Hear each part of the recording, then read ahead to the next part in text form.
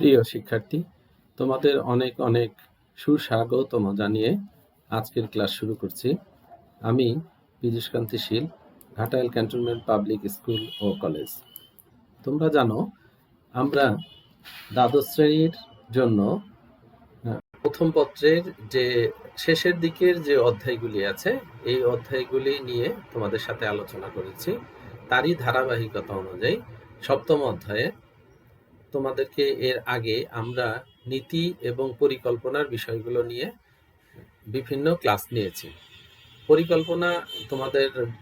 পরিকল্পনা কাকে বলে, পরিকল্পনার উপরে তোমাদের বিস্তারিত আলোচনা হয়েছে। আমরা সামাজিক নীতি কাকে বলে সে বিষয়ে আলোচনা করেছি। তবে তোমাদের সাথে আলাপ করতে চেয়েছিলাম যে বাংলাদেশে অনেকগুলো নীতি আছে, এই নীতির একটি সবথেকে গুরুত্বপূর্ণ এবং আমাদের সাথে খুবই একই সাথে যায় আমাদের সাথে, এরকম একটা নীতি আমাদের আজকের আলোচ্য বিষয়। আসো বন্ধুরা, আমরা তাহলে আজকের ক্লাস শুরু করি। তোমরা খেয়াল করো, দেখতেই পাচ্ছ যে আমরা আজকে যে বিষয়টি নিয়ে কথা বলবো সেটা হচ্ছে ন্যাশনাল এডুকেশন পলিসি 2010। বাংলায় যদি আমরা বলি তাহলে হচ্ছে আমাদের জাতীয় শিক্ষানীতি 2010। তোমরা জানো বাংলাদেশের মানুষের সামাজিক নিরাপত্তা, সাক্ষরতা, স্বার্থ রক্ষা এবং সামাজিক উন্নয়ন ত্বরান্বিত করার লক্ষ্যেই বাংলাদেশ সরকার কর্তৃক বিভিন্ন সামাজিক নীতি প্রণয়ন করা হয়ে থাকে। তারই ধারাবাহিকতা অনুযায়ী সামাজিক নীতির উপর দেশের আর্থসামাজিক উন্নয়ন অনেক অংশে নির্ভরশীল। এই কারণেই বাংলাদেশ সরকার প্রতিনিয়তই বিভিন্ন সমস্যা মোকাবেলার জন্য সামাজিক নীতি গ্রহণ করে থাকে। এর মধ্যে উল্লেখযোগ্য বাংলাদেশের বেশ কয়েকটি সামাজিক নীতি আছে। আমরা এই বিষয়গুলোই নিয়ে তোমাদের সাথে আজকে আলোচনা করব। তার মধ্যে যেটা হচ্ছে শিক্ষানীতি আছে একটি, সেই শিক্ষানীতিটা হচ্ছে বাংলাদেশের 2010 সালে একটা শিক্ষানীতি প্রণয়ন করা হয়েছিল। সেটা নিয়েই আজকে আমরা তোমাদের সাথে কথা বলবো।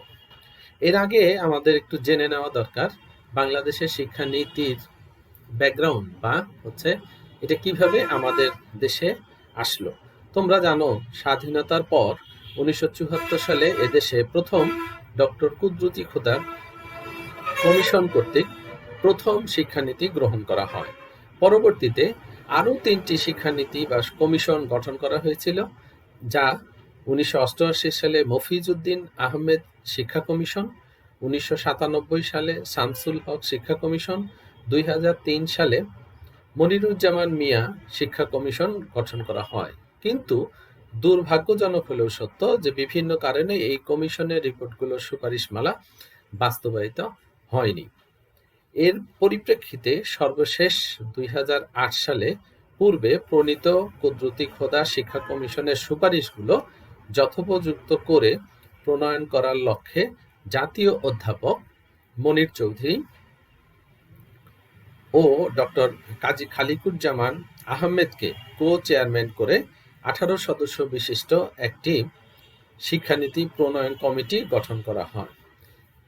তারা অক্লান্ত পরিশ্রমের মাধ্যমেই পরবর্তীতে জাতীয় শিক্ষানীতি 2010 প্রণয়ন করা হয়, যেটা আজকে এই শিক্ষানীতির উপর ভিত্তি করেই আমাদের এই শিক্ষা ব্যবস্থা এখনো টিকে আছে, বা এটাকে এই 2010 সালের শিক্ষানীতির উপর ভিত্তি করেই বর্তমান শিক্ষা ব্যবস্থা এবং নতুন নতুন যে সকল সংশোধন বা পলিসি নিয়ে আসা হচ্ছে সেগুলি এই 2010-এর উপর ভিত্তি করেই প্রতিষ্ঠিত।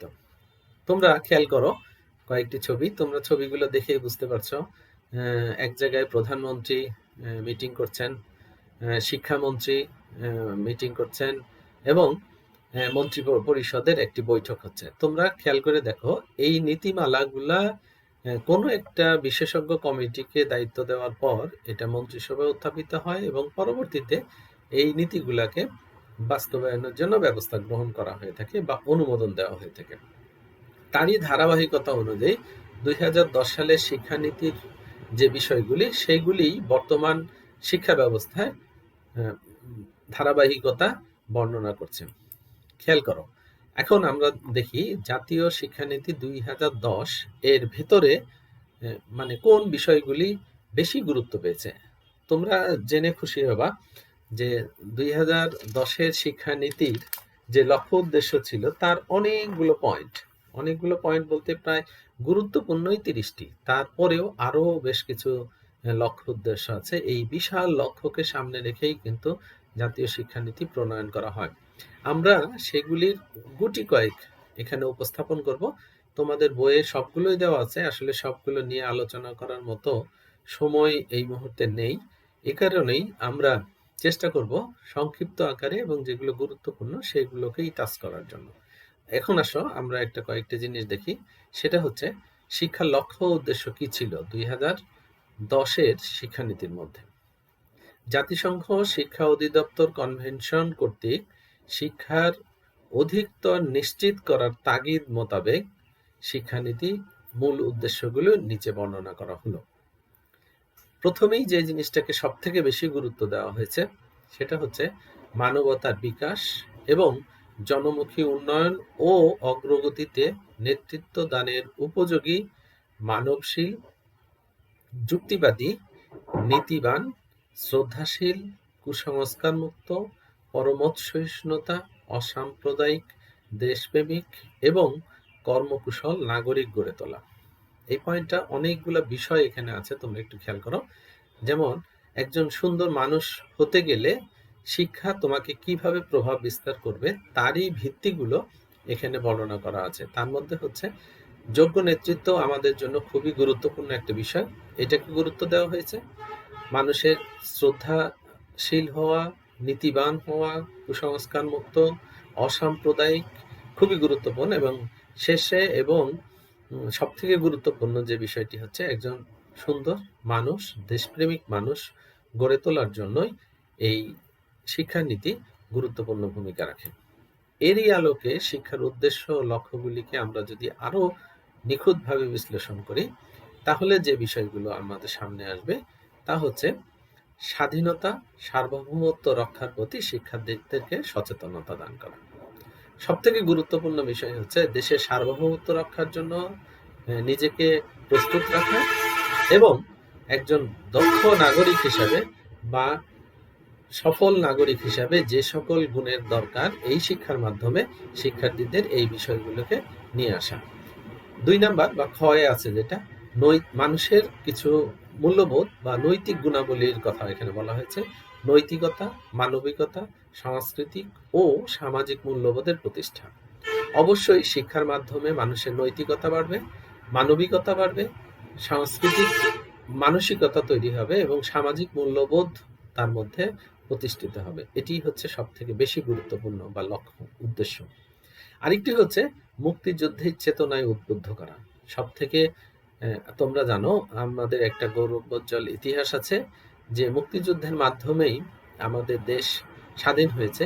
এই স্বাধীন সার্বভৌম রাষ্ট্র প্রতিষ্ঠার লক্ষ্যে মুক্তিযোদ্ধাদের যে ত্যাগ এবং যাদের বিনিময়ে আমরা আজকে বাংলা স্বাধীনতা স্বাদ নিতে পারছি এবং মাথা উঁচু করে বাংলাদেশকে প্রতিষ্ঠিত করতে পারছি বিশ্বের কাছে, তারই ধারাবাহিকতা অনুযায়ী এই মুক্তিযুদ্ধের চেতনায় নিজেকে উদ্বুদ্ধ করতে হবে।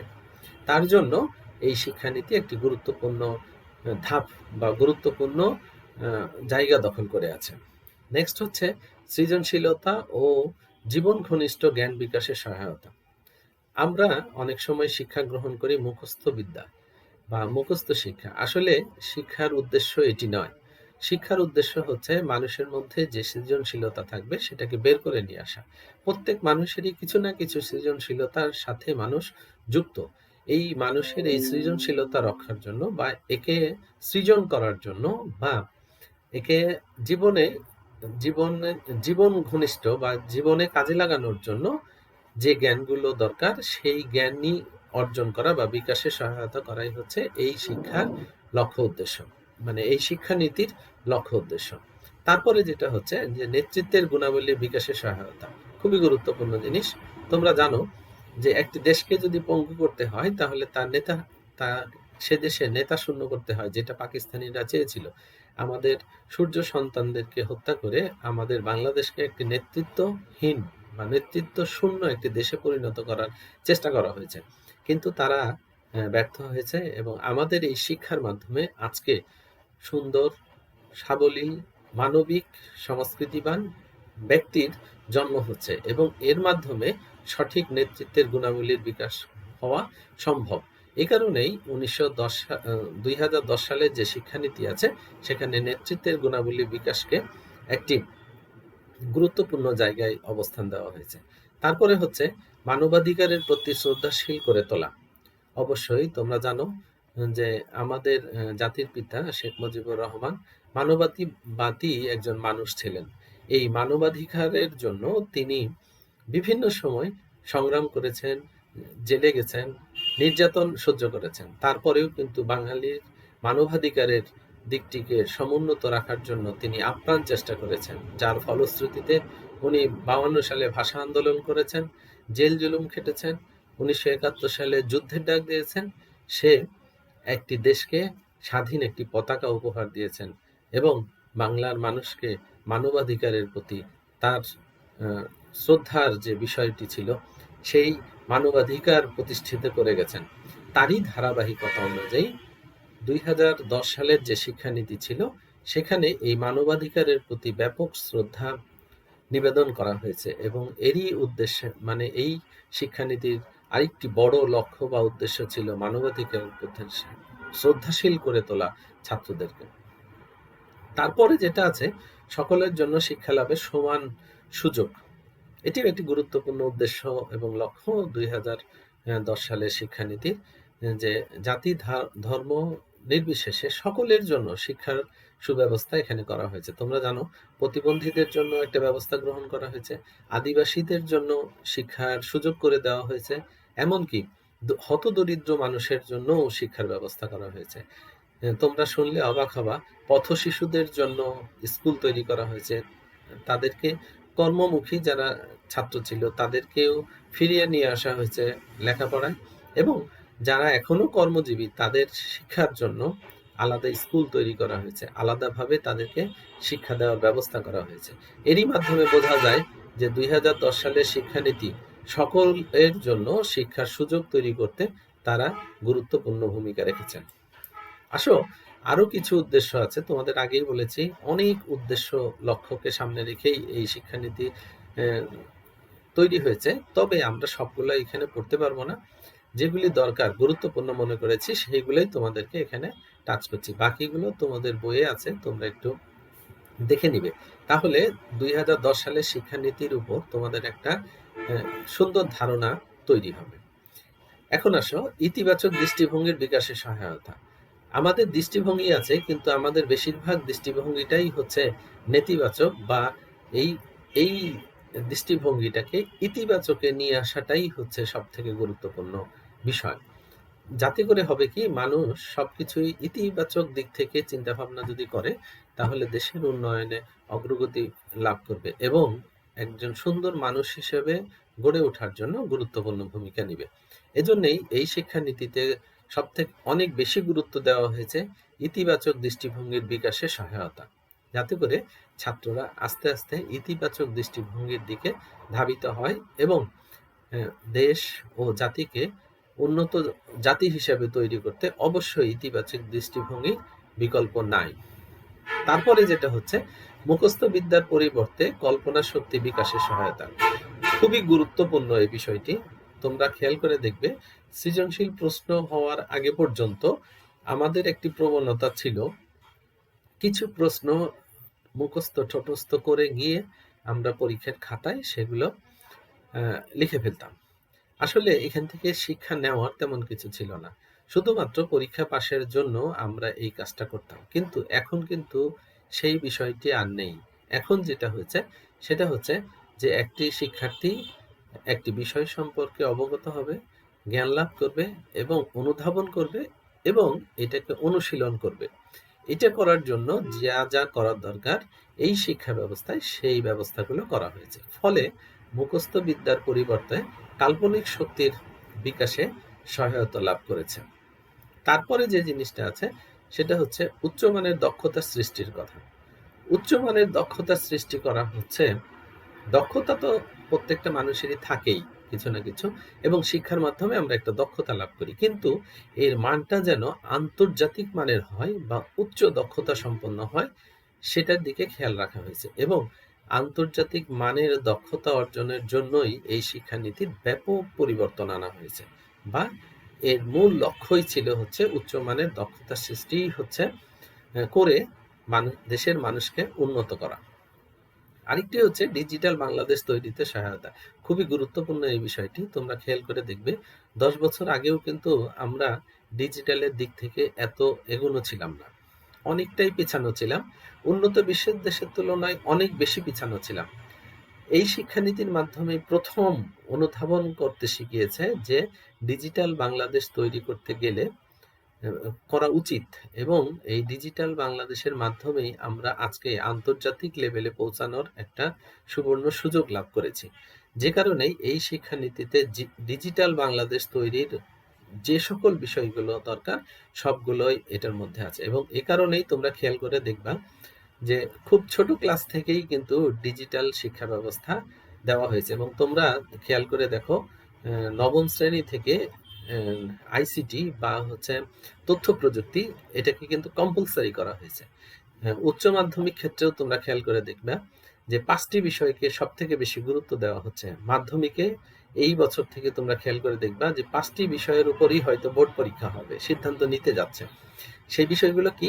বাংলা, ইংরেজি, অঙ্ক, সামাজিক বিজ্ঞান এবং আইসিটি। তাহলে বুঝতেই পারছো যে আইসিটি কত গুরুত্বপূর্ণ জায়গা দখল করে আছে। তো এই শিক্ষা ব্যবস্থায় মানুষকে ডিজিটাল বাংলাদেশ তৈরিতে গুরুত্বপূর্ণ ভূমিকা রাখছে।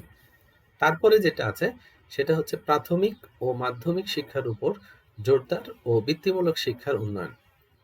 প্রত্যেকটি দেশেই শিক্ষা ব্যবস্থাকে কয়েকটি ভাগে ভাগ করা হয়, তবে উচ্চ শিক্ষার পরিমাণ প্রত্যেকটা দেশেই কিন্তু আসলে কম থাকে।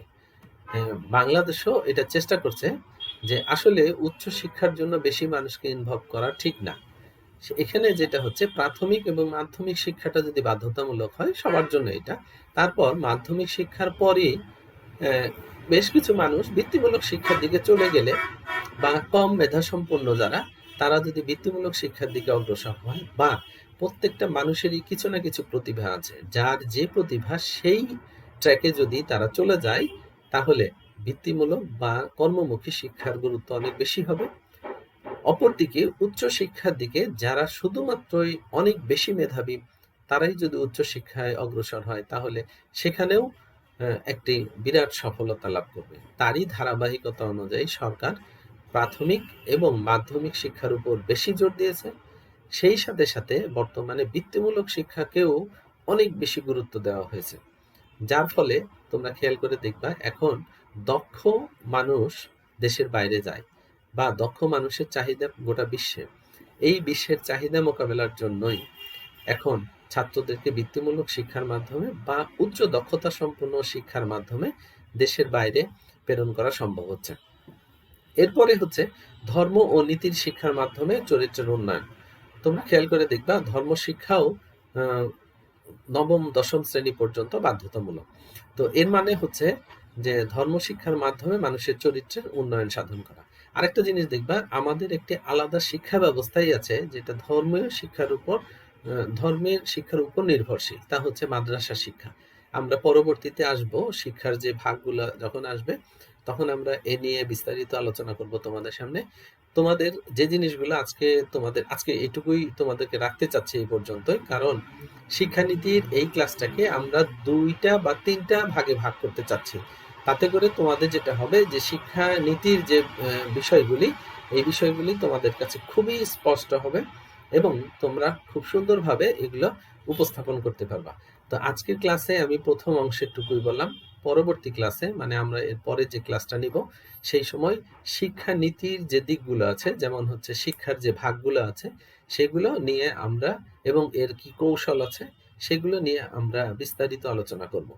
তোমাদের আজকে আমরা যদি সারাংশ একটু টানি তোমাদের, তাহলে তোমরা খেয়াল করে দেখবা যে আমরা যে জিনিসগুলো পড়িয়েছি তার মধ্যে সবথেকে গুরুত্বপূর্ণ বিষয় হচ্ছে শিক্ষানীতি। 2010-এর শিক্ষানীতিতে কোন বিষয়গুলি বেশি গুরুত্ব পেয়েছে, এর লক্ষ্য উদ্দেশ্য কি, তোমরা খেয়াল করে দেখো। এইগুলো নিয়ে আজকের পর্যন্ত এটুকু শেষ করছি।